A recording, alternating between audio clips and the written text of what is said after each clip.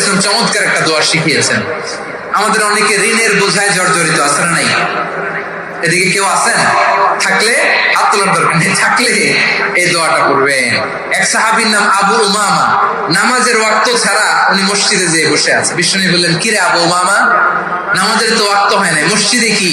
সাহাবী বলে, হুমুমুন লাজিমাতনি ওয়া দুয়ুন, নবী গো, ঋণের বোঝায় এমন টেনশনে আছি, ঘরে থাকতে পারলাম না, মসজিদে চলে আসছে। বিষ্ণু বলেন, আমি কি তোমার এমন একটা দোয়া শিখাবো যেটা বললে আল্লাহ তাআলা তোমার ঋণের বোঝা হালকা করে দিবে? আবু উমামা বললেন, ইয়া রাসূলুল্লাহ, অবশ্যই শিখাবেন। বিষ্ণু বললেন, তাহলে তুমি পড়বা, আল্লাহুম্মা ইন্নী আউযু বিকা মিনাল হাম্মি ওয়াল হাযান ওয়া আউযু বিকা মিনাল জুবনি ওয়াল বুখল ওয়া আউযু বিকা মিন গালাবাতিদ দাইনি ওয়া কাহরির রিজাল। ও আল্লাহ, তোমার কাছ থেকে দুশ্চিন্তা থেকে পানাহ চাই, কৃপণতা, ভীরুতা, অলসতা, কার্পণ্যতা, এই সব কিছু থেকে, মানুষের কঠোরতা, আমার উপর মানুষের আধিপত্য এবং ঋণের বোঝা থেকে পানাহ চাই।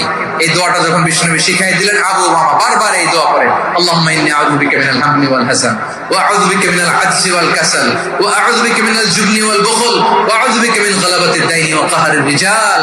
আবু উমামা বলে, এই দোয়া আমি পড়তে লাগলাম আর পড়তে লাগলাম, কিছুদিন পরে দেখা গেল বিষ্ণু নবীর শেখানো এই দোয়ার বদৌলতে আল্লাহ তাআলা আমার সব ঋণ পরিশোধের ব্যবস্থা করে দিয়েছেন।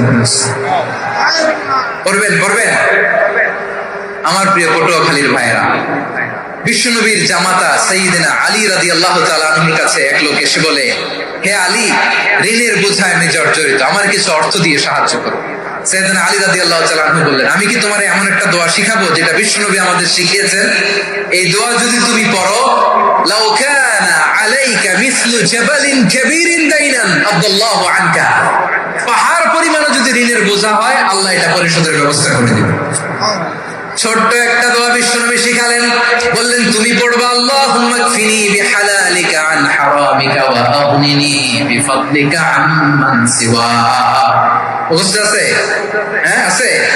আল্লাহুম্মা কফিনি বিহালালিকা আন হারামিক, আল্লাহ তোমার হালাল দিয়ে আমাকে পরিতুষ্ট করো, হারাম থেকে বাঁচিয়ে রাখো, আর তোমার অনুগ্রহে মানুষের মুখাপেক্ষী যেন আমি না হই, আমি যেন সবসময় তোমার মুখাপেক্ষী হই, ওই তৌফিক দিও। সুবহানাল্লাহ।